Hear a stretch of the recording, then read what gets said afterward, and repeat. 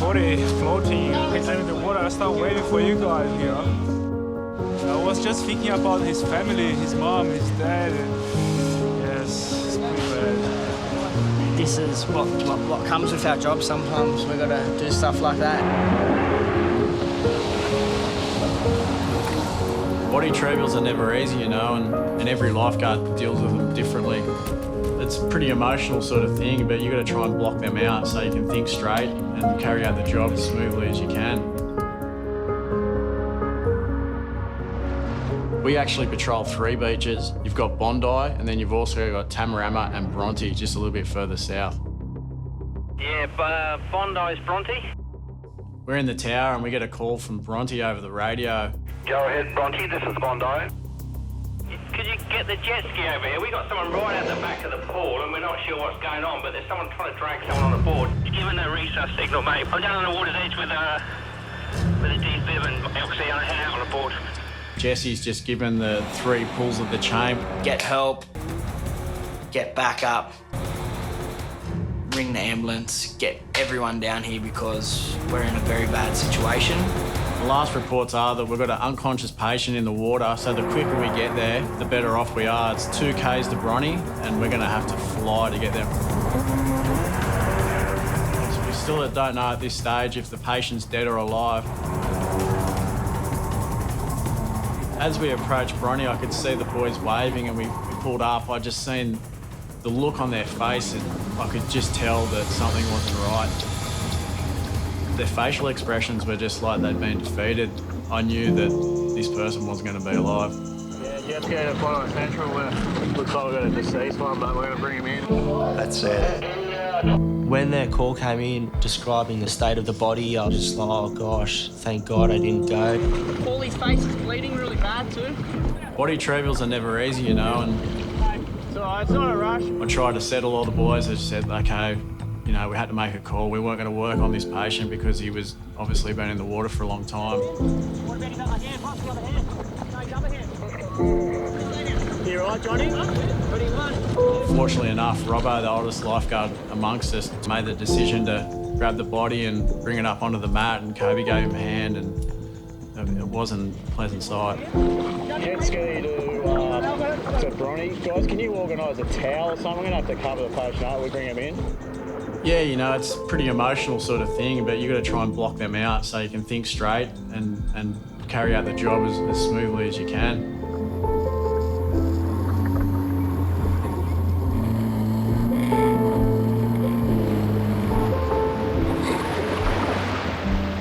That's a dark end to a beautiful day.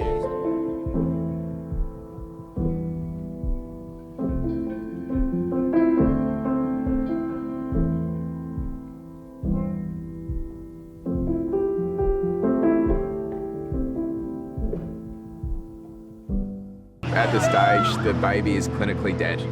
His father can only watch on. The father was literally on top of me, and to be a father and look up at him and to see water coming out of his eyes. You know, a dad to a dad, you just want to give it your all.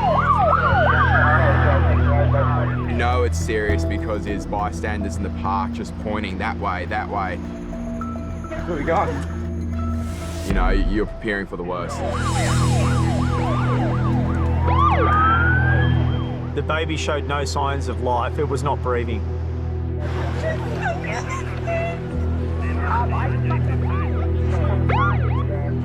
The baby has reportedly fallen on its head from a height, but it's unclear how. The patient is an 8-week-old boy.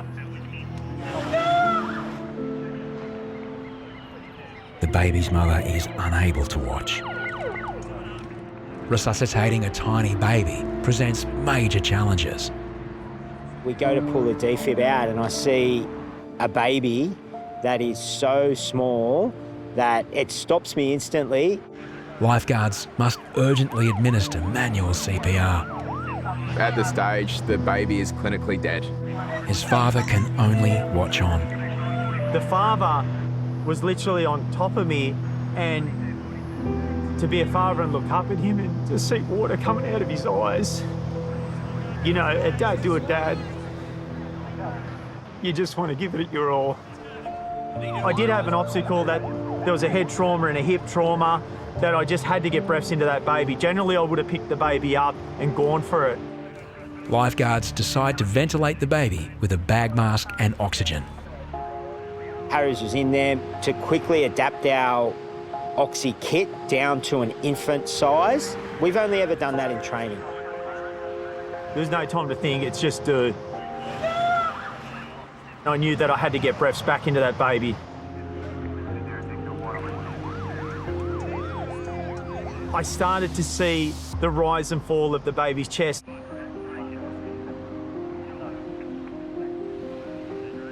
Oh my God, this is working, this is effective what I'm doing. Giving these rescue breaths to the baby, but it's not out of the woods, it still had a massive trauma.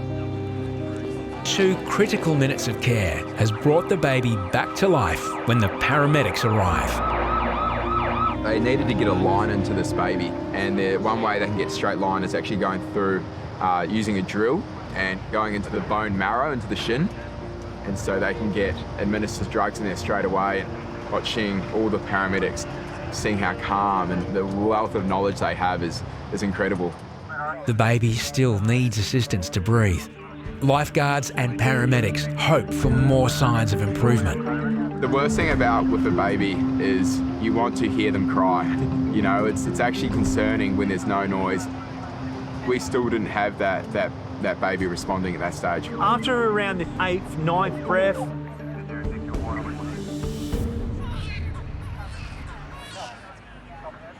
I hear the baby cry.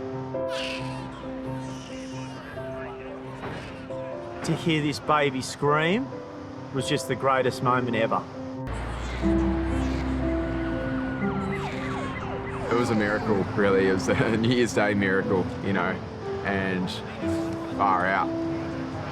Yeah, it's had 10 New Year's Days down here, but I tell you what, that's one I'll never forget.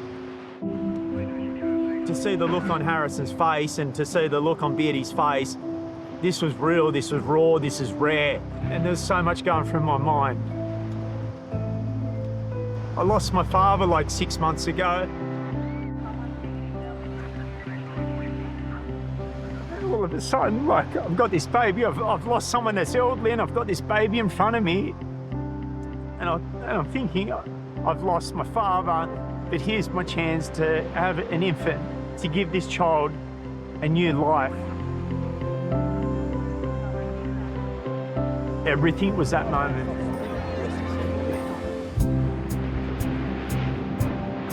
Not long after, lifeguards get news the baby is likely to pull through without major complications.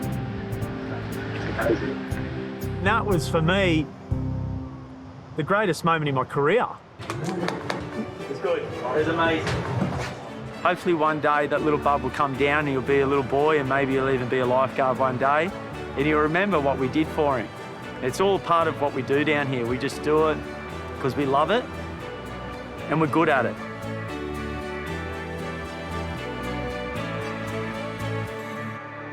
Lifeguards must assume the person is still alive. A trainee wouldn't normally be given the responsibility of manning the tower. But there are just 3 lifeguards left to patrol Australia's busiest beach. Not sure whether it's in the water. Police rescue has been called and on their way. There's only one way to get there.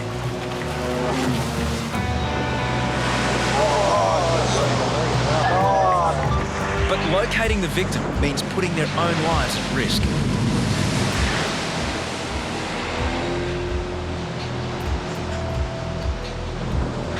As Beardy finally makes it onto the rocks, police direct him to the reported location. Back in the tower, trainee Jake has been holding the fort all on his own. Bondi lifeguard Jake speaking. Hi. Sorry, this is not a really good time to call. Can you please call back in about half an hour? It's been really busy. Thank you, sorry. Bye. Beardy hasn't been able to locate the body. Polair and police rescue join the search.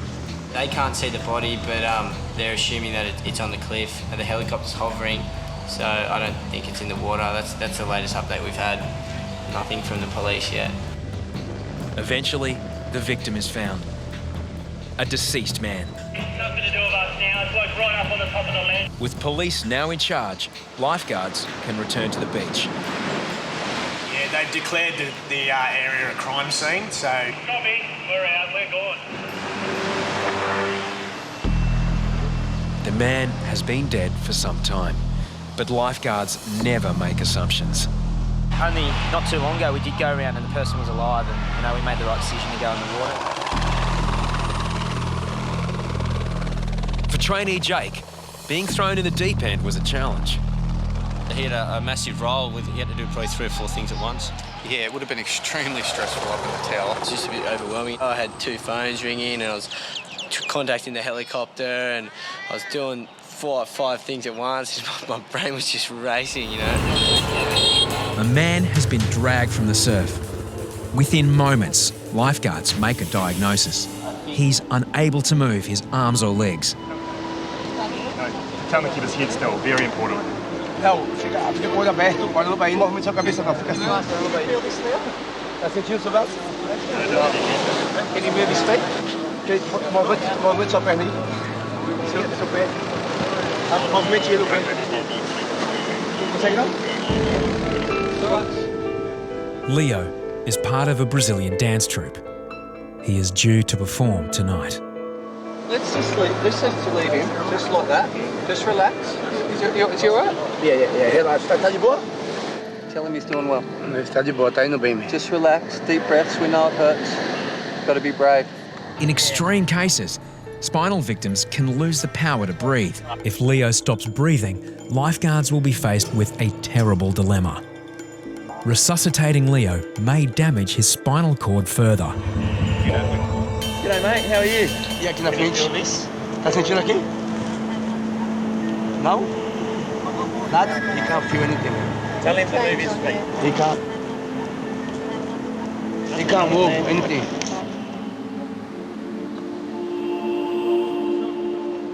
Ready? You're gonna get a chopper.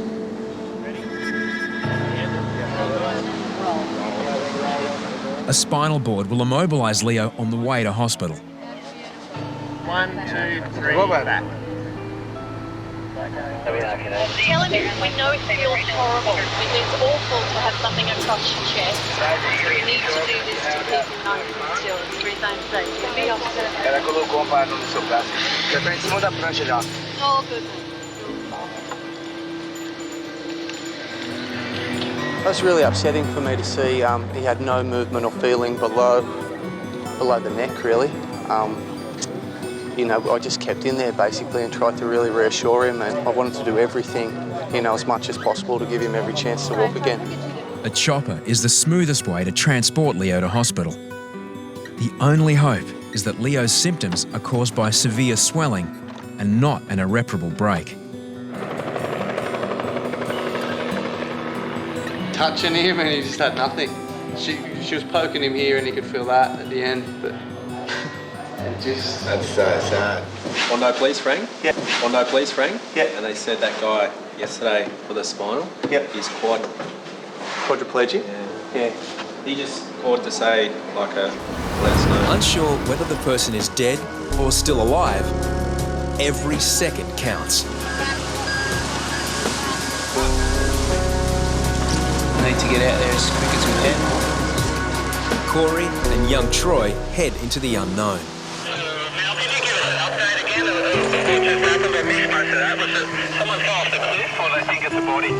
It could be a body floating at the bottom of the golf course. I guess we'll probably set the defib and oxy up on the beach. The defibrillator and oxyviver are prepared for a possible resuscitation. Within minutes, Troy and Corey make a grim discovery. Retrieve the male body. Yeah, okay, copy, Corey.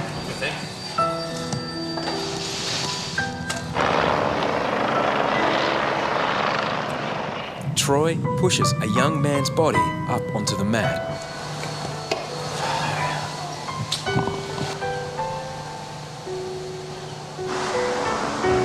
Troy and Corey can do little but look after the body until police arrive.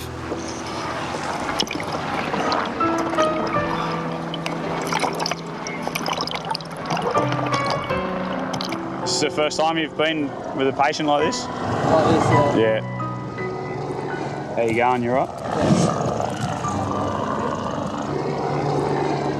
Yeah, Troy's just came back from holidays in Thailand too. It's his first day back at work. So, poor bugger. Not every 21-year-old gets to do something like that, so it's a pretty serious aspect of our work. Just a kilometre away, beachgoers are oblivious to the tragedy. Yeah, it's a real lovely day down here at Bondi. Very quiet, and it just goes to show anything can happen at any time.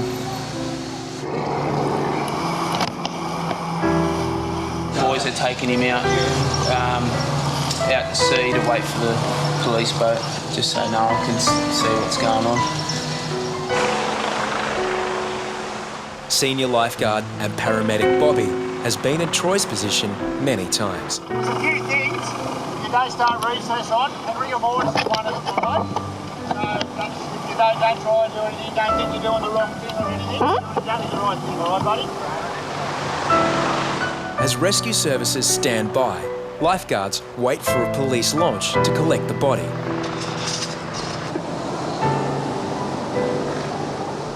Where's this boat? Troy has now been looking after the dead man for 20 minutes. When this boat comes, we can't even see it coming out of the hands yet. Okay, Hobbo's just spoke to the police again. Up to 30 minutes, Corey. 30 minutes.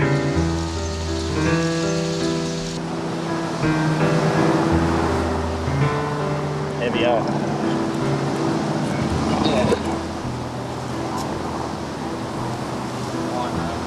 As the rescue helicopter observes above, there is a disturbing development. Just to let you know, guys, we've got a shark off the jet ski, hammerhead about 30 metres towards the rocks, away from you. Copy, mate. Central 2, jet ski, Corey.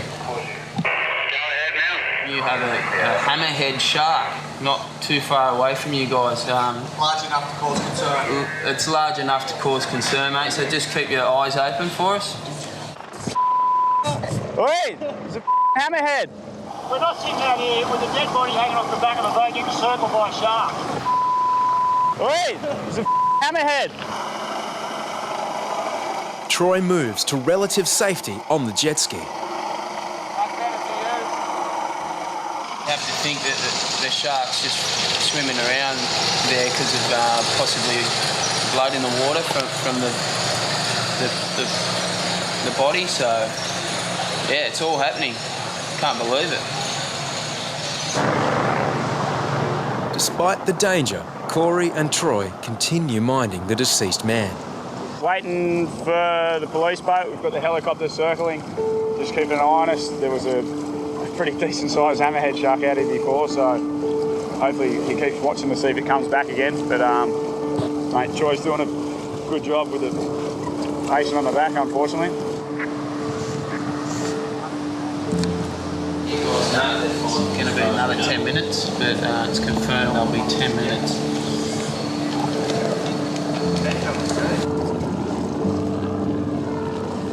After holding the man's body for 20 minutes, Corey relieves Troy. We'll do a full debrief with everyone that's involved later on, and that brings out anyone that's a bit uncomfortable with it. News of the tragedy will soon spread to the man's family and friends. One-on-one's hard with the parents, mate.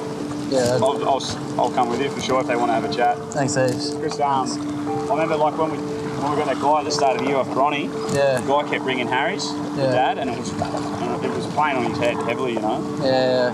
It's a bit easier when we can all just sort of sit down and have a chat about it. So. Thanks for that. Okay. Proud of yourself, mate. You did a real good job, mate. It's not an easy thing to do. Get someone out of the water like that up onto a mat. especially when it's your first time, mate. So, you know, try and find the positives out of it. I know there aren't many. After almost an hour, water police finally arrive.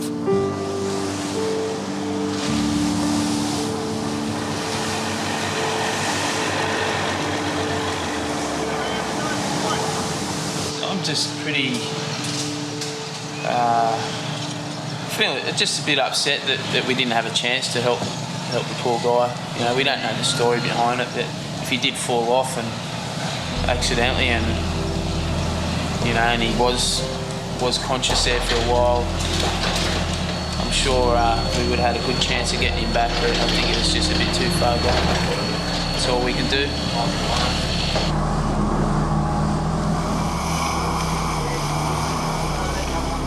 Pretty traumatic for especially a young bloke. I can still remember the face of the first one. It's something that sort of sticks by. I don't know why it is with the first one. I suppose because you've never seen something like that before. Yeah, after it I was still in a bit of shock for probably a couple of hours. Didn't actually really know what to feel. I had so many things going through my head. Just it's very, very horrific to go to a situation like that. It's something I'll definitely remember for a long time. Troy will be offered counselling, but can also rely on the simple support of the lifeguard team. 21, exposed to a dead body. A lot of people are still in university and all that type of thing, and still doing fun things and fun occupations, and occupations that are very guarded and removed from death and destruction. And yeah, Troy at 21, he's doing really, really well.